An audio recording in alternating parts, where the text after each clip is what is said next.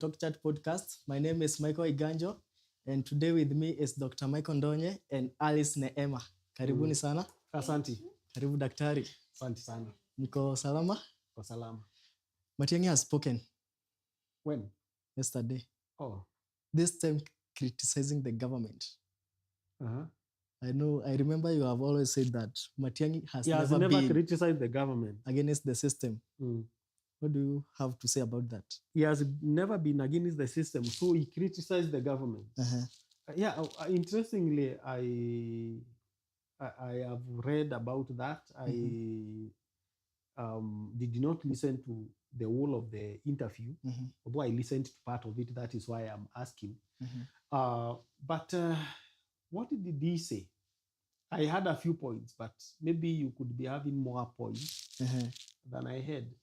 He said that the current regime is full of hypocritic leaders, and Kenya is under a pandemic of lies. That is not new. To say that it is full of hypocrites. Yeah, I don't think that is new, and I don't think that anyone can say that. He is also talking about that issue of pandemic, of lies. That's not our problem. I still think that the issue of lies is not our problem. The Kenyan problem is the problem of high cost of living. I don't know why they are not addressing do you have problem with lies?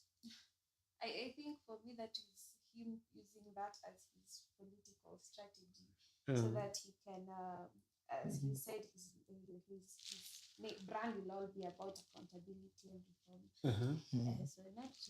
So you also listened to the interview. Yeah, I had that. How much of your issues did Matiang'i address or promise to address? It's just maybe the same. No, there's nothing really to understand. So, yes. Yeah, so, but of course, there are some good things that he brought up. Maybe we are going to discuss as we continue. Yeah. But it is good to say maybe the government is, we have a pandemic of lies. And also, there is also the issue he is addressing and saying that he wants to kumulika. Is it?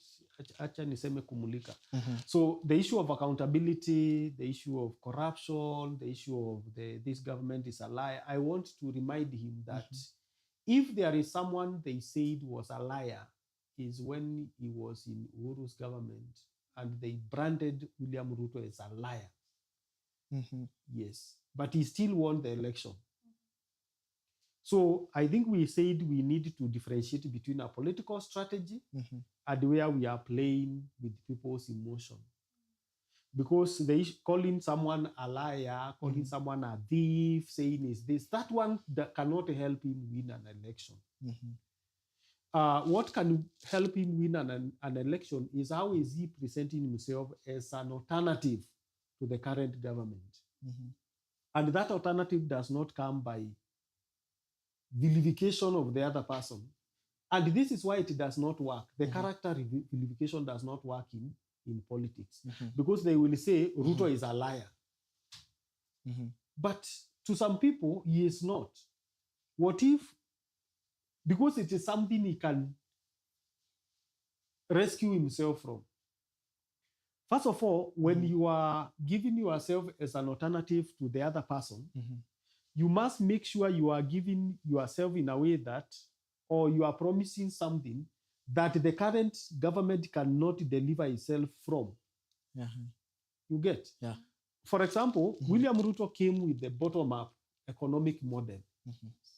There is no way the previous government could prove to us that their alternative, that they were doing bottom-up. Because it was an opposite. He came up with the hustler, which was hustler narrative, which was resonating with the high cost of living. And he was saying, we are hustlers and we need another economic model that can empower us. So now, let's use now Matiang'i's strategy. You can say Ruto is a liar. What if Ruto starts telling truth tomorrow? he will be down. Atakuwa ametolewa, si ndio? Yeah. Yes, very true. If Ruto delivers, because much of the Ruto's lies goes to the fact that he promised something he has not delivered. What if he deliver by 2027? He will have proved him wrong. Yeah. And he will fail him. And that is why any strategy someone is coming up with, any communication, any narrative, it should stand the test of time. So this bold step does not boost his credibility as a presidential candidate. Did he have an issue with credibility? What Matiang'i lacks is a strategy. So it does not speak to a strategy that he has for this country. Okay. Yeah. It is good to criticize the government. Hata kina Kubaso, they came. Even civil society are always criticizing the government. But is criticizing the government enough?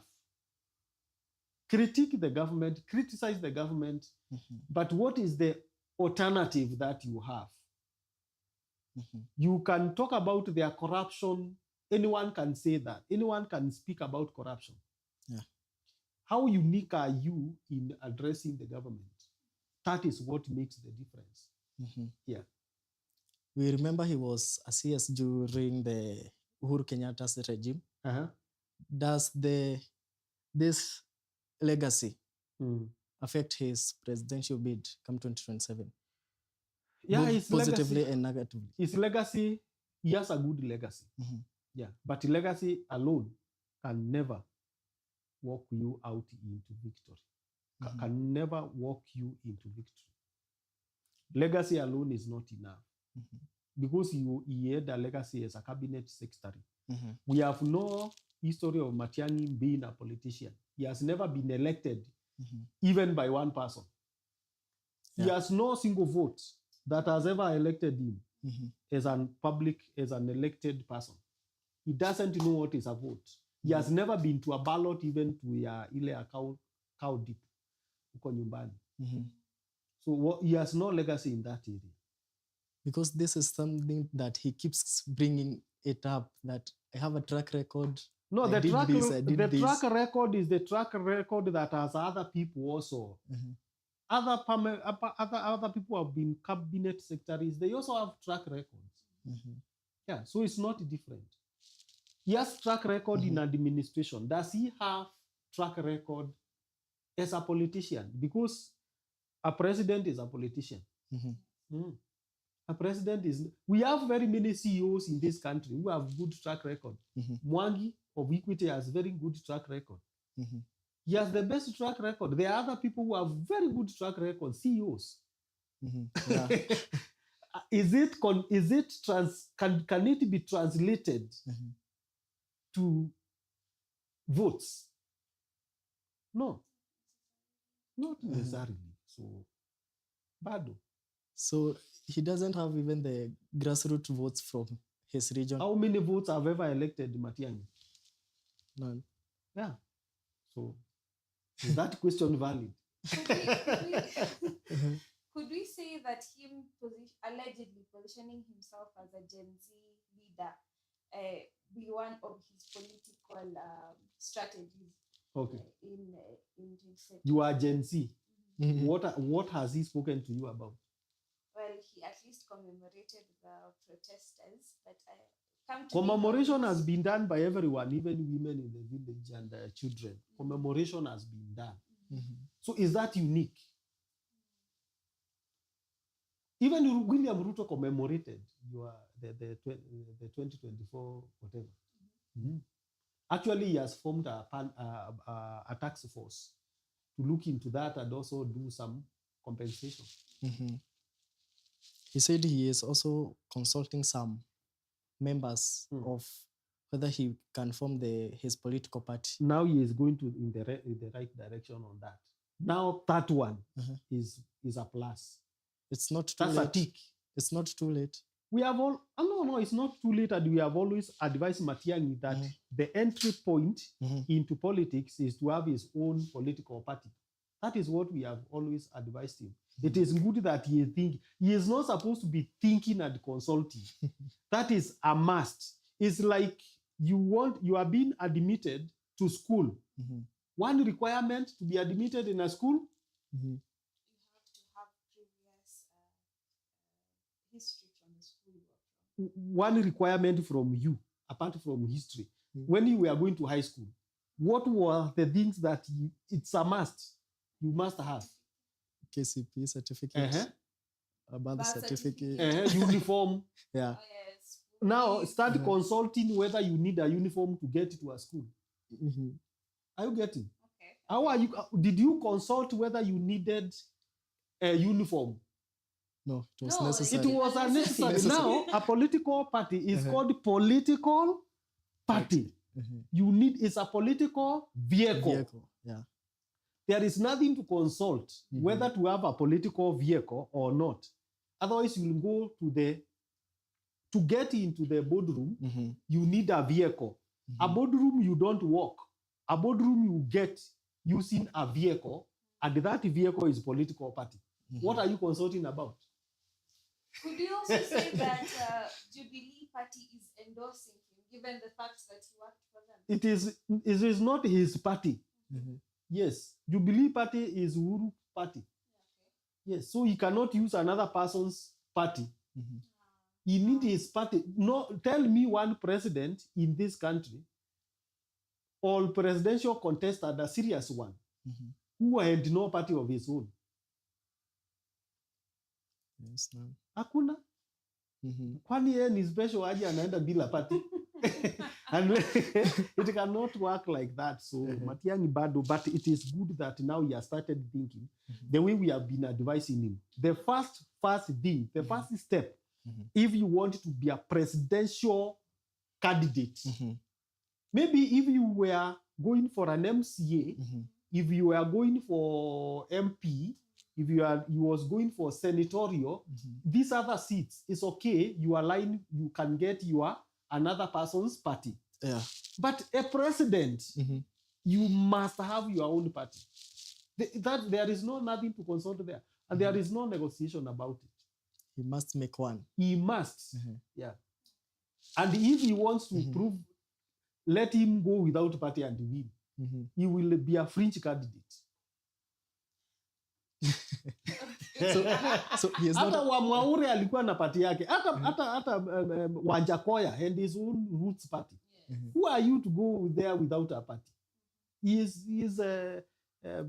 still being the lead, but it is good that Matiang'i, as for the first time, he now has some direction towards being a politician, having his own party. He should have formed that party like yesterday.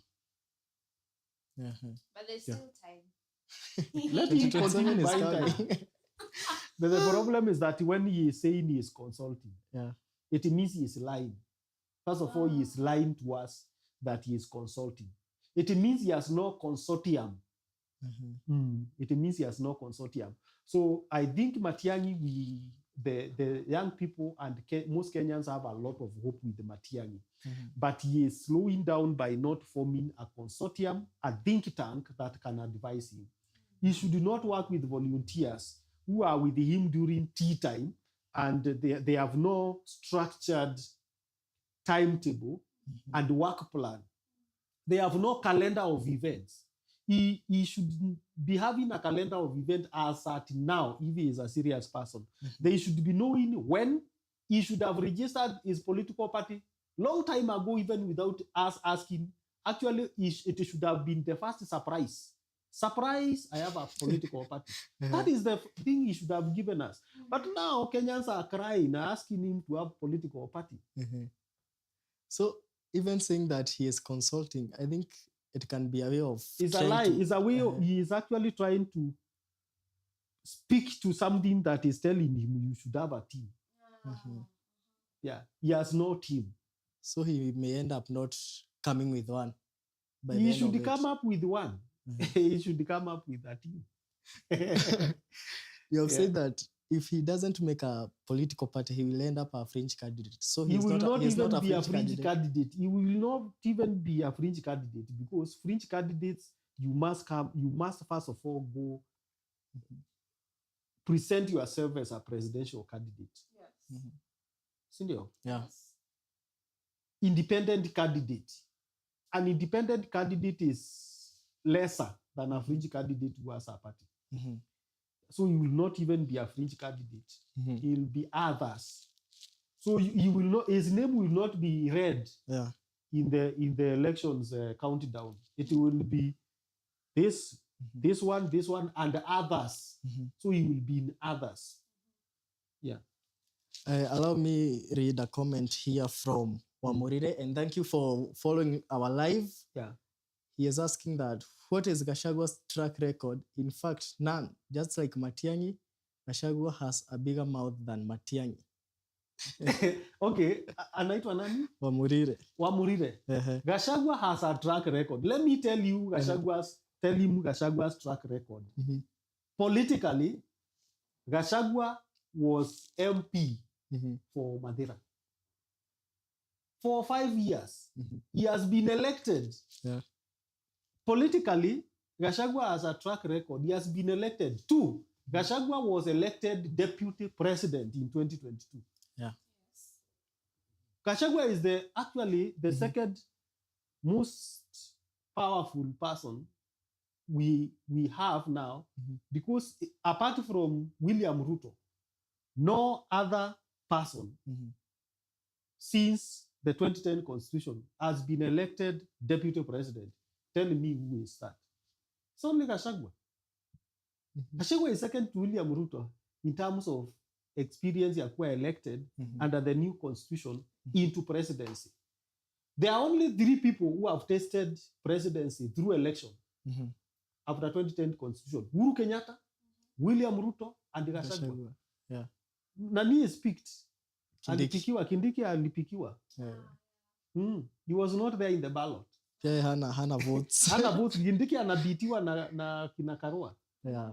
Yeah. So, so kusema hana track record, ako nayo. Gachagua ako nayo. Matiang'i amebitiwa mpaka na MCA because MCA ameenda kwa ballot. Unaona? Yeah. Yes. In terms of I'm talking about political experience. Matiang'i has no political experience. Where does political experience begin? In the ballot. Yeah, hajawahi kuwa kwa ballot. Yeah. Yeah, hakuna watu wamewahi pewa akaambiwa aidha uchague Matiang'i or something else. However, Matiang'i has the power to become. He actually playing at the league of the presidency. Yeah. Now, that one, he should align quickly before that power to become goes away. Because power to become does not stay for long. Aulize akina Tunju. Aulize Kalonzo Musyoka. Yeah. Aulize Mbalala. Aulize the likes of Mukisa Kitui. And I remember the first time Mukisa Kitui moved from UNCTAD back to Kenya, I had the same advice until Mukisa Kitui fizzled. Yani, in our we usually say kuna Greek language kutoka huko Israel wanasemanga mboi zao ya yenewe, inamaanisha hivi a white goat inapoteanga ukiona tu, ukiita ni ile tu a white goat, it just gets lost as you see it. Now the people I've talked about to you about is about the white goats. Yeah. Which just gets lost as you call it. Please come back. I can see you. Come back. Yeah. That's what we are doing with Matiang'i. We can see him is a white goat. If Matiang'i is not careful, we will call him until he goes away. And at last he will find where is Matiang'i? Utaambiangwa kulikuanga na Matiang'i. Yes. He should not just get lost. He is a white goat in presidency. If he wants, he will just get lost as we call him. Yeah. I have a question. Now, over the years, Matiang'i has presented himself as a no-nonsense kind of person. Yes. Will this also be a negative influence when it comes to him being elected, or people want such a person? You know, being a nonsense person is the character of Matiang'i. He's good in that. And through that, he transformed the education system. Yeah. He was a no-nonsense person during the when he was cabinet secretary for interior, a no-nonsense person. But this is a good food, which is cooked, but it is inside the house. No one will ever know it. Suppose you cook food, you are doing business in food, cooking food, a good chef. But no one knows about your food. Yeah. Unapika alafu unaiweka. Unaiweka tu, no one will ever experience it. All good food that you don't package it well. Unaiweka kwa plastic sahani. Utaiuza kwa kibanda hata ikiwa mzuri. But even ordinary food, when it is packaged well, it can be sold in a whatever hotel you want to sell it. Now, rice is rice in kibandani, and in Kempiski. Sindio? Yes. Rice is rice. Yote inatoka Mwea rice, Mwea Bishori. Hii inauzwa Kempiski, hii ingine inauzwa. Sasa wewe uko kwa league, but good rice, you don't want to present yourself to Kempiski. What do you think is going to happen? He should rise. He should rise his standard, have a strategy, become serious, and sell himself as a presidential candidate. To be a presidential candidate, there are non-negotiables. Have a political party. Have a team. Because he doesn't seem to have a team.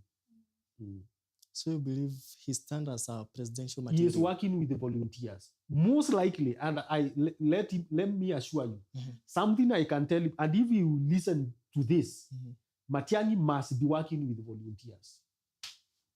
Full stop. And the free things are expensive.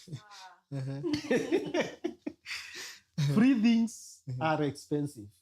Never work with the volunteers. He should have around 10 people he is paying.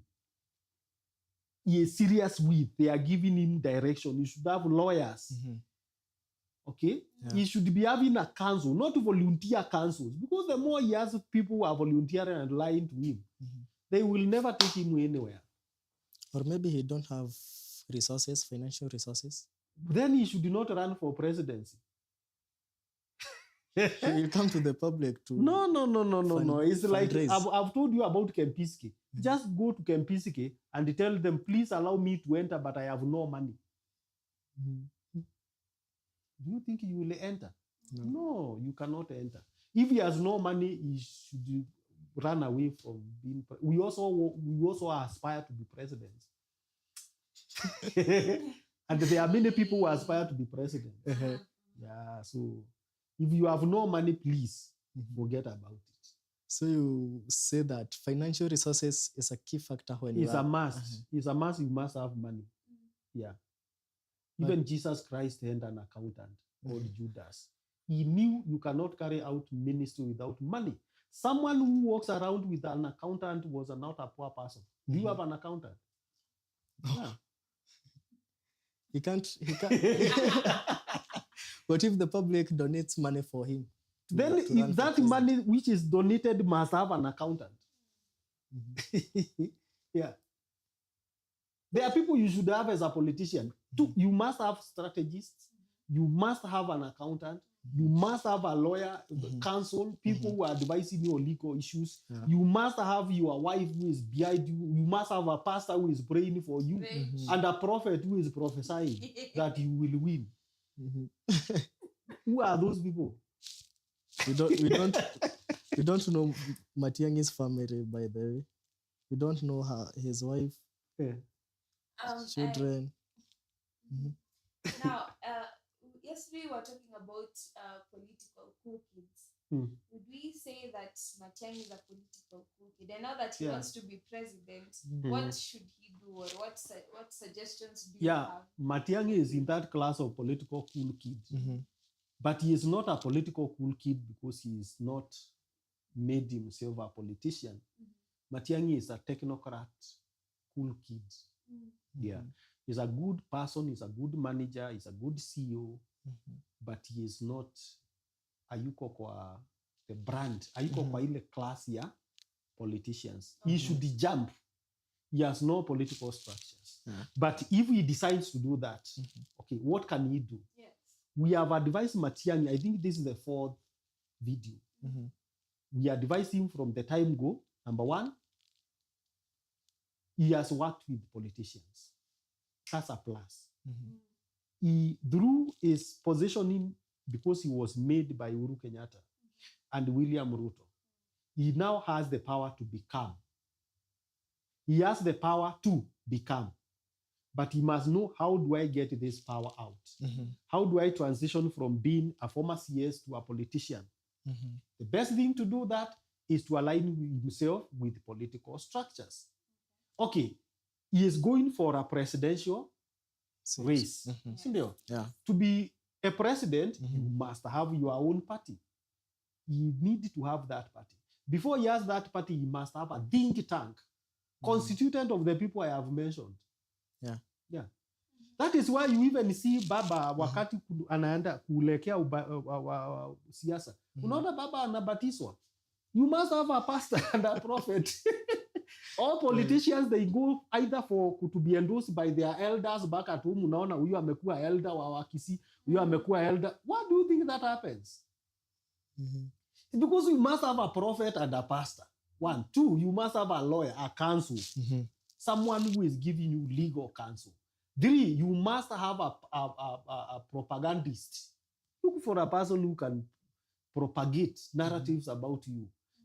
Look for a communication strategist. Have someone who is advising you on strategy and another one who is making noise about you. Yeah. And then have an accountant who is keeping your money. If I donate, for example, 5,000 to Matiang'i saa, nitatuma wapi? Okay, munasema atatusupportiwa. Mutatuma wapi? Ataunda pay bill. Ataunda when? Ataunda lini? You get what I'm saying? Yeah. And very many other things you need to have put in place. If we had the political party, we would be subscribing to his party. Where is his party? Thank you so much for continuing watching. I have a question from Pendo Setim. Anauliza, can Fred Matiang'i withstand Kenya Kwanza growing influence in Kisii as the coalition mobilizes grassroots support, promises major development project, and courts key Gusii leaders? That is Pendo Setim. Yeah, you should. It's a good question. Even before we go to Kenya Kwanza in Kisii, has he conquered Kisii? Before he conquers, Kenya Kwanza is an alien, is a foreigner in Kisii. There are residents, there are demons in Kisii, which are demonic political demons in Kisii, which are resident in Kisii. Has he conquered Simba Arati? Not yet. Has he conquered the governor for Nyamira? Does he know the MPs and those people who control politics in Nyamira and Kisii? He must conquer them first. Grassroots. Yeah, he must conquer, he must capture the grassroots first. Before even we talk of Kenya Kwanza. Because for Kenya Kwanza to go to Kisii, those are the gatekeepers. You get? Yeah. For Kenya Kwanza to be in Kisii, there are gatekeepers in Kisii. The governors, the MPs, the senators. As Matiang'i, is Matiang'i a gatekeeper in Kisii? A political gatekeeper? Yeah. So what are we talking about? We are advising Matiang'i for free. Free advice will not charge you. But you also know free is very expensive. You should pay us. Utulipe Matiang'i. It's very expensive. Yeah. So we would say him choosing to reach out to the Kenyans in diaspora instead of first reaching out to the ones in Kisii was a wrong political move. Those people who are in diaspora, they speak to the people at home. They are given authority. Political authority is given by Mhm. people who are at home in Nyamira and Kisii. Mm. Yeah. So you speak to them and the people, you go back to people in Kisii, they will tell you hao ni wazungu. Yeah. Unatuambia nini? Waachana na sisi. Remember, we also have Maraga from Kisii. Yeah. I don't know how they will. At least Maraga is trying. Uh-huh. Yeah. At least Maraga is trying. He's trying. He's trying. He's trying. Yeah. He doesn't also have a political party. He should. He should form a political party. Mm-hmm. Yeah. But Maraga, I know at least what I have seen, Maraga seems to have already a think tank. People who are advising him. Mm-hmm. Yeah. Thank you so much for your support. Tunaendelea vizuri. Don't deal with the character. Mm-hmm. Issues of character and politics do not follow. Mm-hmm. So mambo ya honesty, sijui truthfulness, those things are not in the ballot. Mm-hmm. They are not a manifesto. Show me a manifesto that talks about the characters of a people. Mm-hmm. That I am promising people, you people of Kenya, I'm promising you to be honest. I'm promising you to be a person of love. We learn that in church. Yeah. Yeah, we don't learn in manifestos. Hakuna manifesto iko na kitu kama honesty. I'm truthful. I remember manifestos have things that you will do for the people who do not want to. People don't want to have. They are not interested in your honesty. Mm-hmm. People are interested in your delivery. You talked of, and that is why manifesto. even in 2020, if you listen to an interview I did with this KTN in 2021, mm-hmm. I said very well, this issue of saying someone is a thief, someone is dishonest, blah, blah, blah, they are neither here nor there. Mm-hmm. When it comes to politics, they don't translate to votes.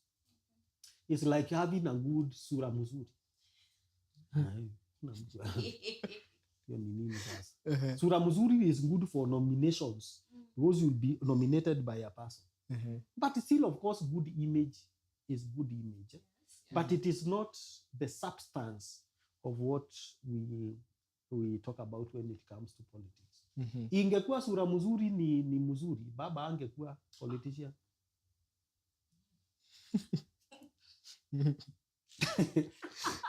So it has nothing to do with that. We love him. Yes. I'm saying that because one day I'll compete na Kalonzo. Kalonzo akiwa na sura mzuri, baba ana complain watu wanamuonea kwa sababu ana sura mzuri.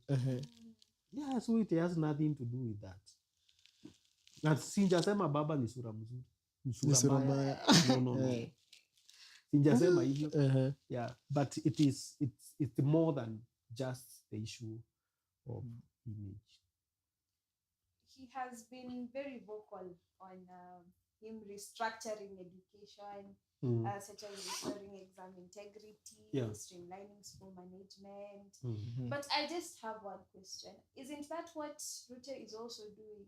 He's also saying that he's trying to do with the CBC. And that is the problem with the banking on something that your opponent can overturn.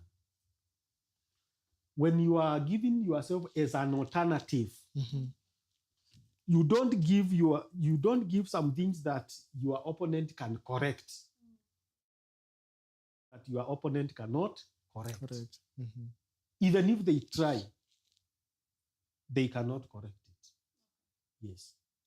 I remember you also talked of copyrightable manifesto. Yeah. You must look for 1, 2, 3 things which you can copyright and say, mwenzako hawezi taja hizo. Akitaja anakuuza. Akitaja anakupromote. So ata keep quiet. Yeah. Thank you all wenye wanaendelea kutufuata. Yes. So as we conclude, Daktari, where does Matiang'i currently stand? He is a presidential material, you have said so. He is a presidential material. He has the power to become. Matiang'i has a track record that he can transfer into politics. But he has not created a highway to transport that track record from a CS to a politician. that track record is rotting on the other side, is unutilized. Because no one will look into that as long as he is not a politician. He will have a track record like a technocrat, like many others. Yes. Yeah, many others who have been technocrats, they have good track record, but that track record is only usable on that other side. Political track record is like currency. Currency is regional. Politics is a region. Currency, this other technocrat means, yes, is another region. You cannot use that currency in this region unless you move to this region and convert it. When you have 1,000 Kenya shillings, it is 1,000 Kenya shillings. Gold weight in America is a paper. It is useless. You get? Yeah. So that political, that he is calling a legacy, is a currency. He should transfer it so that it is able to be useful on this other side of politics. And he should create a way of transferring it. If he doesn't transfer it, ni kama wenye wako na ile pesa ya zamani. After transition ni paper, tumia kuwasha moto.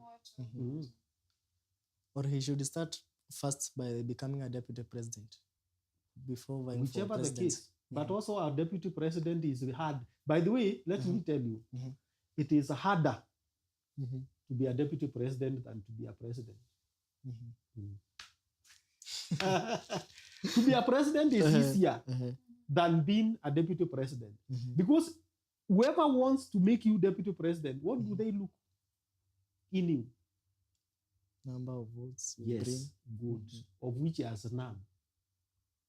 Yeah. What makes you a presidential running mate is the number of votes you can bring. That was Ruto in 2013. That was Ruto in 2017. That was Gachagua in 2012. And that is why Ruto had to, first of all, have Gachagua ili apate votes kitambo achukue mwenye alichaguliwa kwa boardroom. Wakuwa na vote. So that is why akamurusha tena nje because hana vote. I can tell you without contradiction. You can keep this one to the bank.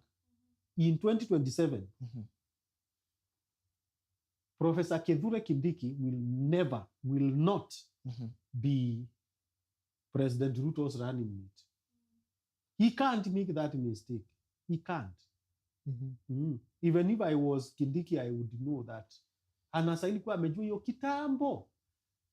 Hawezi kuwa running mate. And who is this likely running mate? Tulitaja jana. Tulitaja jana kwa video yetu ya live. Tulipeana 10. Mumuwatch. Tulipeana 10 people and Kindiki was last. Yeah, I Alikuwa remember. ameshikilia Bukia. Mukia. Na kama anajua. No, he's not Ajipange. speaking. Ajipange. So Anajua. ajipange. So I think that's a good thing. Yeah. We have Pender's team still telling us that I agree.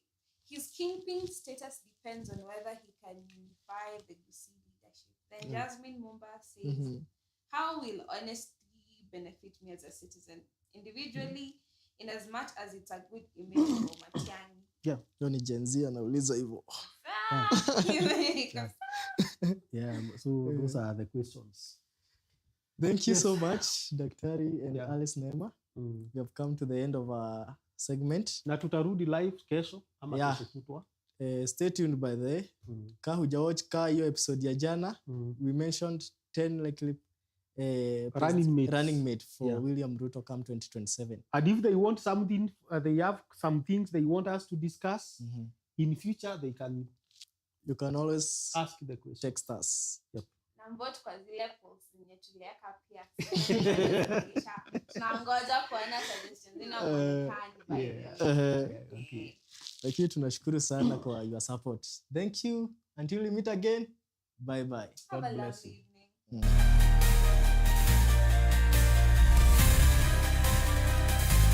Yeah. Ilikuwa poa. Okay. Lakini